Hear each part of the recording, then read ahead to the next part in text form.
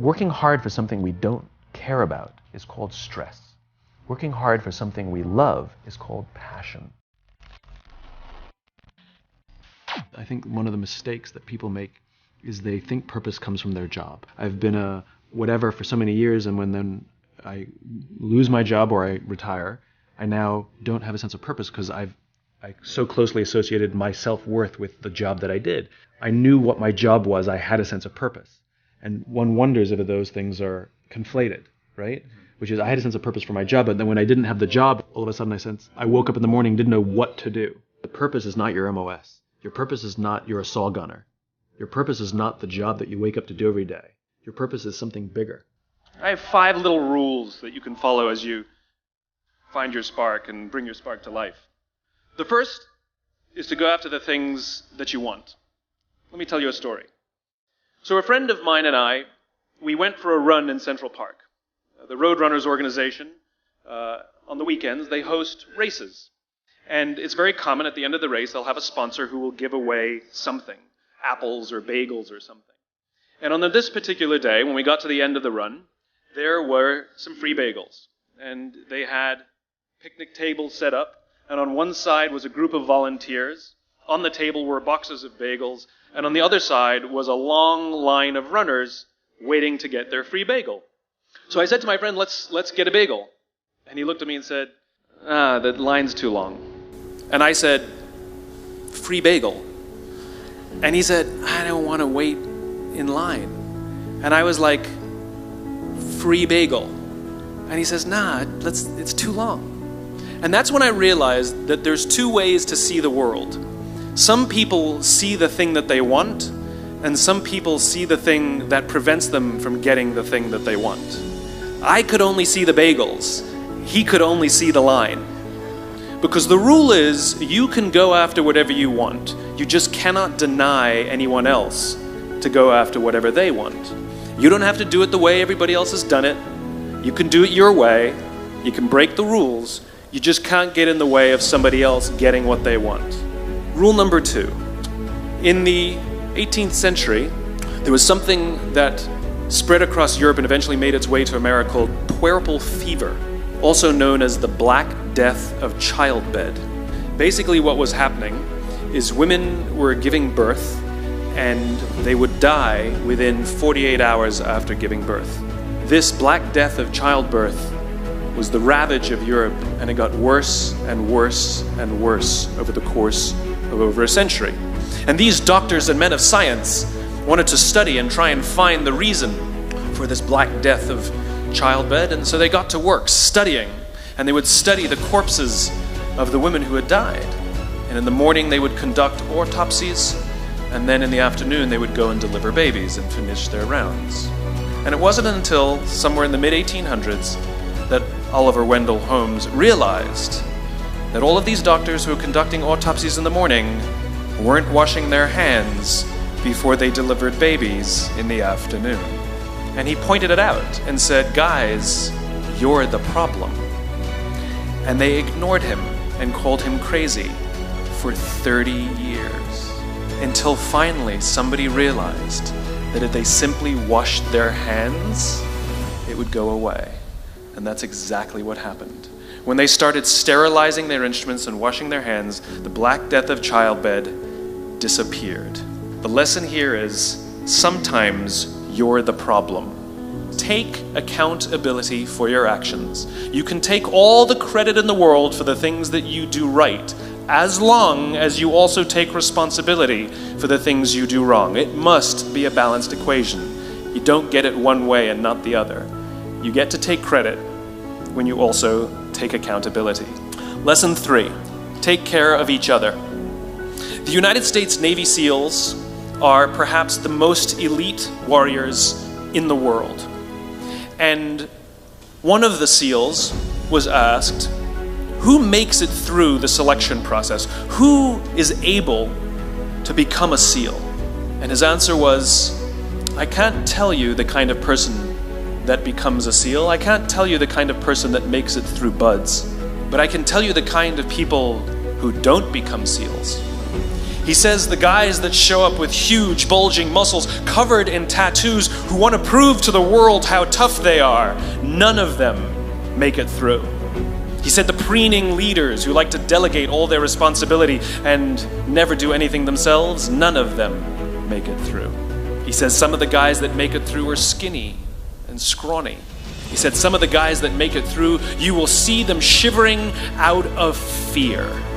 He says, however, all the guys that make it through, when they find themselves physically spent, emotionally spent, when they have nothing left to give physically or emotionally, somehow, some way, they are able to find the energy to dig down deep inside themselves, to find the energy to help the guy next to them.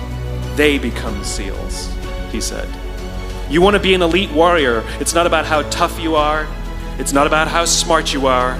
It's not about how fast you are.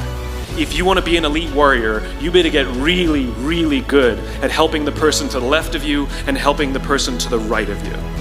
Because that's how people advance in the world. The world is too dangerous and the world is too difficult for you to think that you can do these things alone. If you find your spark, I commend you. Now, who are you going to ask for help, and when are you going to accept help when it's offered? Learn that skill. Learn by practicing helping each other. It'll be the single most valuable thing you ever learn in your entire life, to accept help when it's offered and to ask for it when you know that you can't do it. The amazing thing is, when you learn to ask for help, you'll discover that there are people all around you who've always wanted to help you. They just didn't think you needed it because you kept pretending that you had everything under control. And the minute you say, I don't know what I'm doing, I'm stuck, I'm scared, I don't think I can do this, you will find that lots of people who love you will rush in and take care of you. But that'll only happen if you learn to take care of them first. Lesson 4. Nelson Mandela is a particularly special case study in the leadership world because he is universally regarded as a great leader. You can take other personalities, and depending on the nation you go to, we have different opinions about other personalities. But Nelson Mandela across the world is universally regarded as a great leader. And he was asked one day, how did you learn to be a great leader? And he responded that he would go with his father to tribal meetings. And he remembers two things when his father would meet with other elders. One, they would always sit in a circle. And two, his father was always the last to speak. You will be told your whole life that you need to learn to listen. I would say that you need to learn to be the last to speak. I see it in boardrooms every day of the week.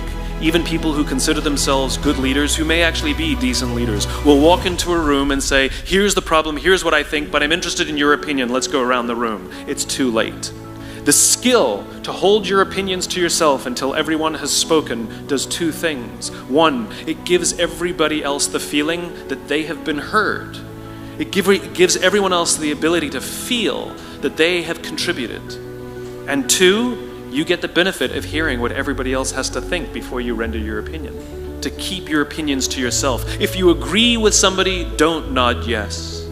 If you disagree with somebody, don't nod no. Simply sit there, take it all in, and the only thing you're allowed to do is ask questions so that you can understand what they mean and why they have the opinion that they have. You must understand from where they are speaking, why they have the opinion they have, not just what they are saying.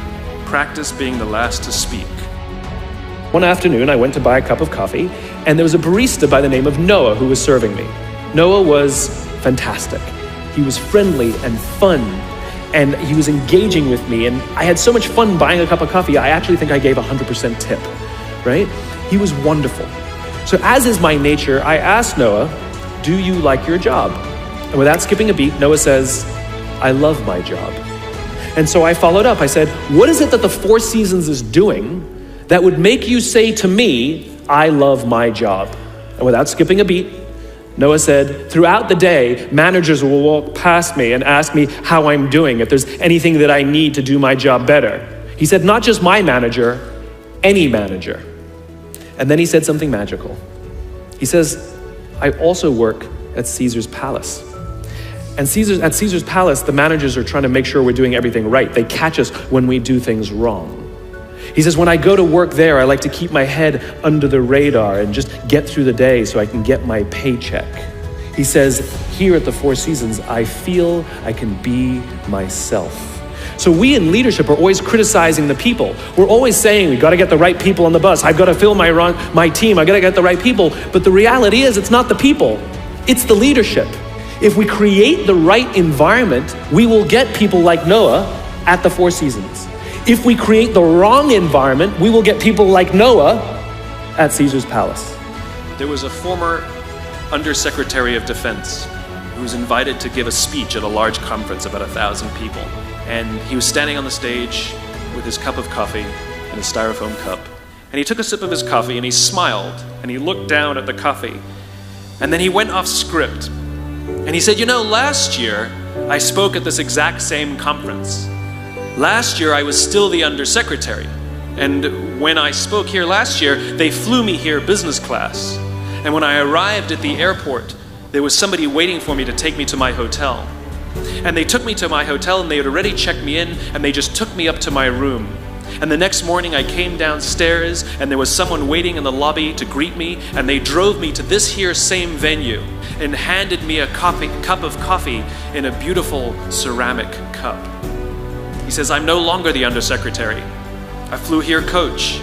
I took a taxi to my hotel and I checked myself in. When I came down the lobby this morning, I took another taxi to this venue. And when I asked someone, do you have any coffee? He pointed to the coffee machine in the corner and I poured myself a cup of coffee into this here styrofoam cup. He says the lesson is, the ceramic cup was never meant for me. It was meant for the position I held. I deserve a styrofoam cup. Remember this. As you gain fame, as you gain fortune, as you gain position and seniority, people will treat you better. They will hold doors open for you. They will get you a cup of tea and coffee without you even asking. None of that stuff is meant for you. That stuff is meant for the position you hold. It is meant for the level that you have achieved of leader or success or whatever you want to call it. But you will always deserve a styrofoam cup. Remember that lesson of humility and gratitude. You can accept all the free stuff. You can accept all the perks. Absolutely, you can enjoy them. But just be grateful for them and know that they're not for you. And so I keep meeting these wonderful, fantastic, idealistic, hardworking, smart kids. They've just graduated school. They're in their entry-level job. I sit down with them and I go, how's it going? They go, I think I'm gonna quit. I'm like, why? They're like, I'm not making an impact. I'm like, you've been here 8 months. You know? It's as if they're standing at the foot of a mountain and they have this abstract concept called impact that they want to have in the world, which is the summit. What they don't see is the mountain. I don't care if you go up the mountain quickly or slowly, but there's still a mountain. And so what this young generation needs to learn is patience. That some things that really, really matter, like love, or job fulfillment, joy, love of life, self-confidence, a skill set, any of these things, all of these things take time. Sometimes you can expedite pieces of it, but the overall journey is arduous and long and difficult. All you need to do is have the will and the desire to want to understand what drives and inspires you.